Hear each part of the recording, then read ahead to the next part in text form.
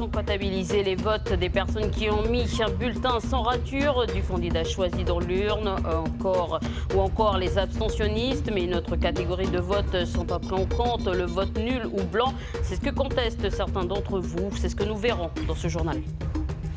Une application gratuite pour reconnaître les nouvelles espèces de poissons côtiers du Pacifique. Cette nouvelle création proposée par la CPS participe à la préservation de la ressource marine, mode d'emploi dans cette édition. Et demain, c'est la fête de la musique, une occasion pour nous ce soir de nous intéresser au métier de producteur. En Calédonie, difficile de vivre de cette seule activité. Certains, comme Georgie Peraldi, sont obligés d'exercer un autre métier pour boucler les fins de mois. Reportage dans notre feuilleton consacré à la musique. Pour ouvrir ce journal, un incendie s'est déclaré aujourd'hui dans la plaine des Gaillacs, derrière le mémorial américain, côté mer, au sud de la commune de Pointe-Boute, vers Belle-Brosse et Franco. Plus d'une cinquantaine d'hectares a déjà brûlé, selon le capitaine Silvio Loquet. D'ailleurs, nous sommes en direct avec lui. Bonsoir, capitaine Loquet. Bonsoir. Alors, qu'est-ce que vous pouvez nous dire ce soir sur cet incendie ? Alors, c'est un incendie qui fait actuellement un peu plus de 50 hectares de superficie. Et il se situe derrière le mémorial entre la mer et le bord de mer et mémorial. Nous avons sur site 3 véhicules incendies. L'arrière du feu, la tête du feu sont maîtrisées, ainsi que le flanc droit. Mais par contre, nous avons de grosses difficultés sur le flanc gauche.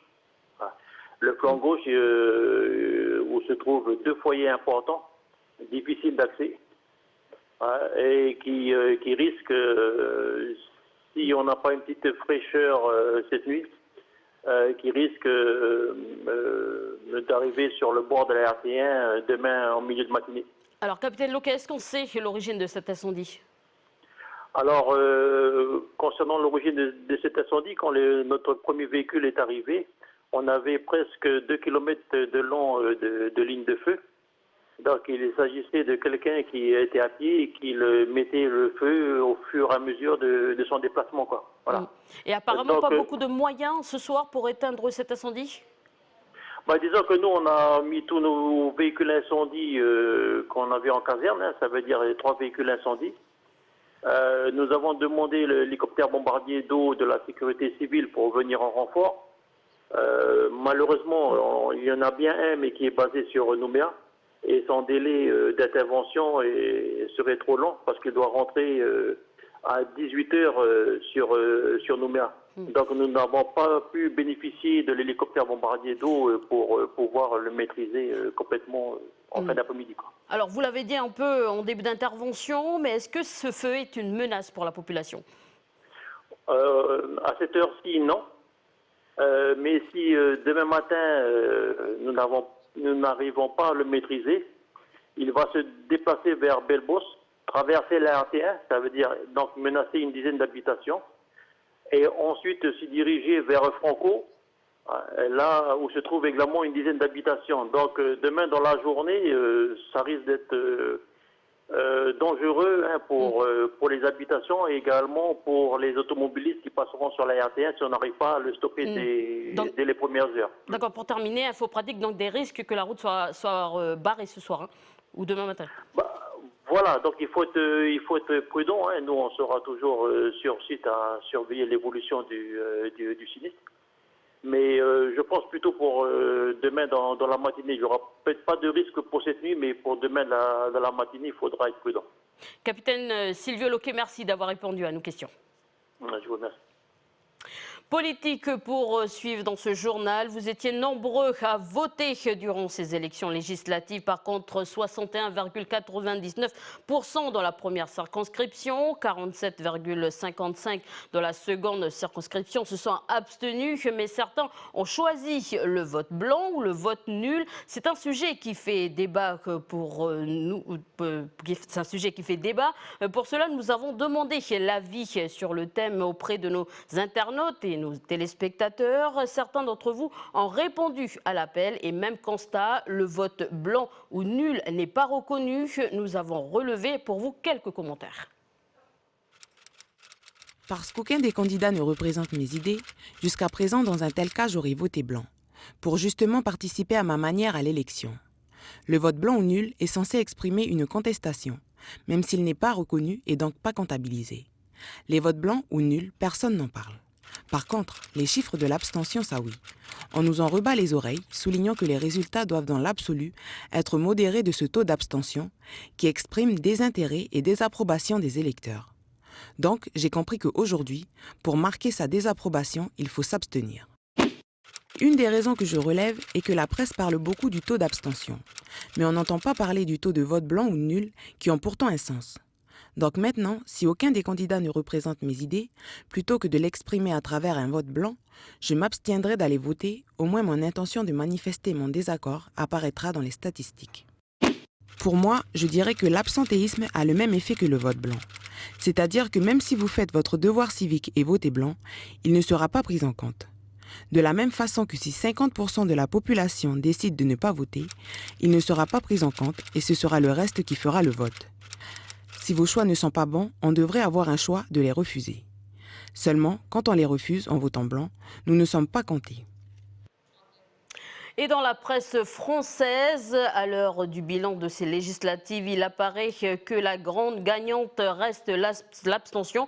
Comme je l'ai précédemment précisé, les votes blancs et nuls qui ont été multipliés par 4 entre les deux tours, rapportent les décodeurs du Monde. En tout, ils représentent presque 10% des votes. Alors comment prendre en compte ces près de 2 millions d'électeurs qui ont fait le déplacement jusqu'aux urnes sans donner leur voix à un candidat en lice, car ils sont bien décomptés. La prise en compte des votes blancs n'est que symbolique puisqu'ils ne sont pas considérés comme des suffrages exprimés et n'ont aucun poids dans le scrutin. S'ils étaient décomptés comme tels, on atteindrait des situations où le candidat arrivé en tête obtiendrait moins de 50% des voix, ce qui peut ouvrir une vraie crise de légitimité du président ainsi élu, estime Martial Foucault, directeur du CVPOF. Aussi, certains plaident pour cette rassemblée, pour cette reconnaissance. Une pétition pour cette rassemblée, 272 000 signateurs et un présidentiel et un candidat s'est même déclaré à la présidentielle au nom du parti du vote blanc, mais a échoué à recueillir les 500 parrainages élus.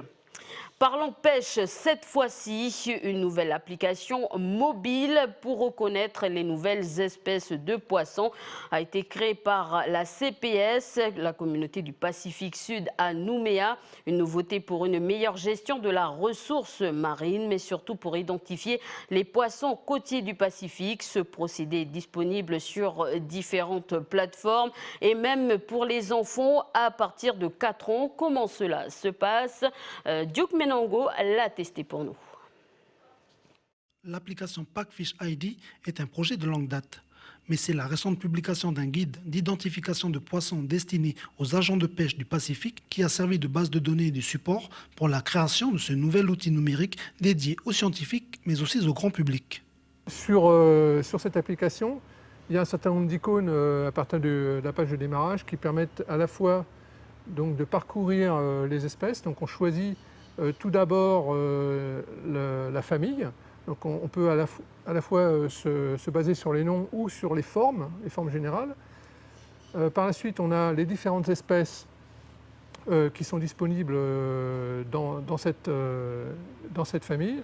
Et enfin, donc, quand on fait un clic dessus, on a les informations particulières pour l'espèce. Donc à la fois une photo et avec des clés d'identification qui permettent de reconnaître cette espèce par rapport à une autre. Donc ça, c'est pour la partie identification. Donc là, on se rapproche clairement de ce qui est disponible sur le manuel papier. L'application Packfish propose aussi un jeu pour tester les connaissances des utilisateurs. Donc là, il y a une photo de poisson qui est affichée avec un certain nombre de noms qui sont proposés. Et il faut donc sélectionner l'espèce qui correspond à la photo.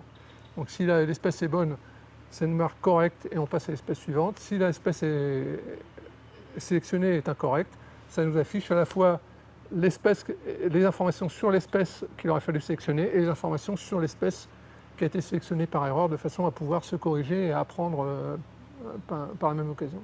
Ce sont plus de 320 espèces qui sont répertoriées dans cette application. Mais les créateurs de cet outil intégreront bientôt les espèces de poissons du large, d'aquarium, mais aussi des invertébrés. Voilà, cette application est pas mal pour la pêche, surtout au pays où les pêcheurs ne manquent pas. Et justement, à votre canne à pêche, je vous invite à embarquer avec Étienne, Pierre et Christelle du côté de La Foix pour pêcher la carangue. Coup de pêche, c'est un nouveau programme proposé par la rédaction de Calédonia et c'est tout de suite.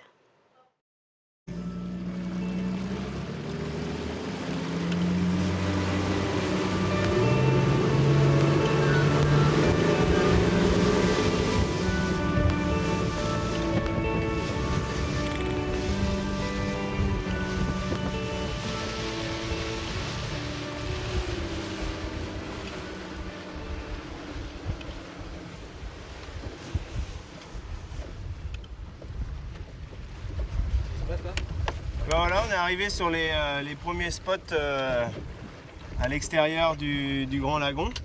On est vraiment dans l'océan Pacifique maintenant. Et on va pêcher les tombants du Grand Récif pour essayer d'attraper principalement les grandes carangues, les baoums, comme on dit ici.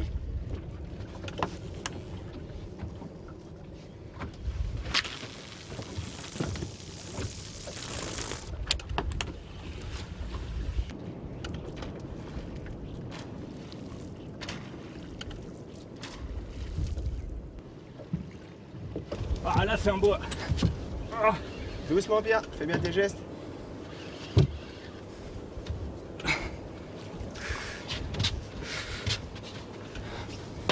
Ouh. En fait là moi j'éloigne le poisson du tombant pour gagner de la profondeur. Avance, va vers l'avant pour changer de côté. Voilà. Voilà. Tranquille, en pyro, n'en fais pas trop non plus. Quand tu es en tension, tu commences à venir vers le milieu. T'as le temps, je veux que tu sois en tension tout le temps, c'est tout. Prends ton temps Pierre, des petits coups pas trop haut. Tu te rappelles, si le poisson passe sous le bateau, tu passes la canne sous le bras.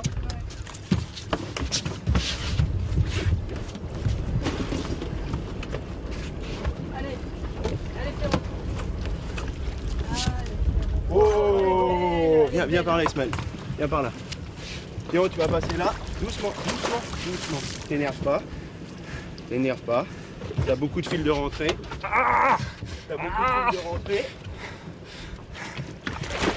Ok.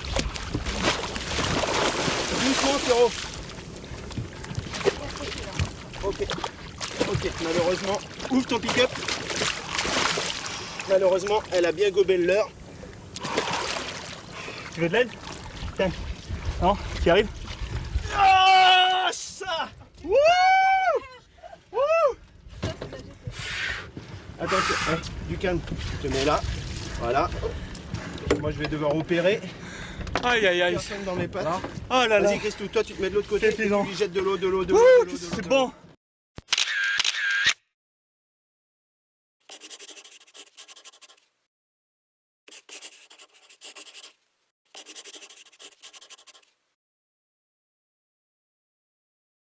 Allez, jette-le la tête la première. Vas-y, 1, 2, 3. Ok.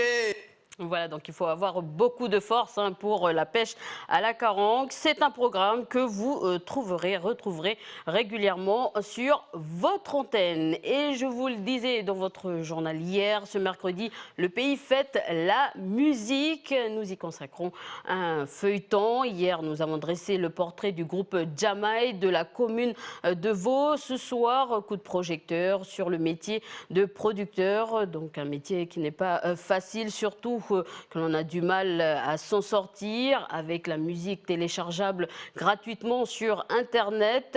Aujourd'hui, certains producteurs sont obligés d'exercer un autre métier comme Georgie Peraldi. Je vous propose de regarder ce reportage. Il est signé Prosper Poigou.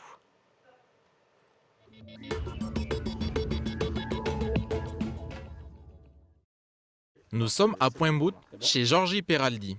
Il est le gérant du studio Alizé, spécialisé dans l'édition, la production et distribution de disques. Ces dernières années, la vente de CD a diminué. Voilà ce que les plateformes nous causent. C'est des stocks. Il y en a autant dans les cartons en haut. Il y a des stocks ici référencés. Il y en a autant dans les cartons. Il y en a aussi dans les présentoirs, dans les commerces, puisqu'il y a un peu plus de 80 points de vente sur le territoire. Et il y en a une grosse partie qui est aussi à la Tamois, au studio. Tout ça, c'est des invendus. Et alors que ça mérite d'être écouté, d'être entendu.